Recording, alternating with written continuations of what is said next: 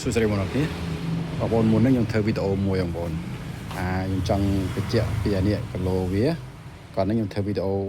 ឲ្យវាលោតតែបាយយលោតតែឲ្យមិននុយវាមកឲ្យអត់ដាក់ឲ្យចេញ screen ឥឡូវខ្ញុំដាក់ឲ្យចេញ display ខ្ញុំឲ្យមើលភាពខុសគ្នាម្ដងបងប្អូនឃើញទេឥឡូវខ្ញុំនេះមើលគ្នាម្ដងយើងថតចឹងទៅរៀងពិបាកមើលដែរបងប្អូនតែបើយើងមើលនឹងភ្នែកយើងអាចដឹងភាពខុសគ្នាតិចតួចហ្នឹងបងប្អូនតាមពិតខាងនេះវាធ្វើរៀងហើយអត់សូវជះគីឡូអត់ជះពលឺខ្លាំងទេខាងនេះជះពលឺខ្លាំងតែភាពច្បាស់វានៅតែមានអត់លើសខ្វះគ្នាភាពច្បាស់វាគឺដូចគ្នាបងប្អូនអានេះខ្ញុំដាក់បន្ត10 duplicate ឲ្យវាចេញឲ្យតែមួយឯងដើម្បីយើងសួរមើលគីឡូវាបងប្អូនអានេះ U27 24D អានោះ U27-22DE តែច្បាស់ដូចគ្នាបងប្អូនមកខៃហ្មងណាបងប្អូនមើលអានេះ design នេះអីត្រូវហ្មងណានេះក៏ខ្ញុំសូមអរគុណដល់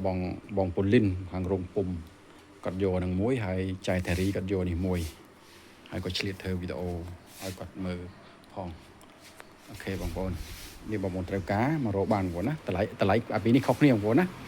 តែបើគុណភាពជាក់ស្ដែងបងប្អូនមើលទៅគិតថាយ៉ាងម៉េចដែរបងប្អូនស្ទើរតែរកកន្លែងខុសគ្នាមិនឃើញដែរហ្នឹងបើថតទៅរៀងពិបាកប៉ុណ្ណឹងតិច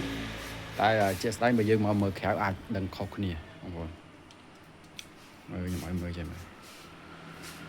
អូខេអរគុណច្រើនបងប្អូនខ្ញុំចង់មើលមកជុំឲ្យគាត់មើលទៅឲ្យពីក្រោយលេខដឹងកន្លែងខុសគ្នាពីក្រោយរូបរាងវាតែមួយទេបងប្អូន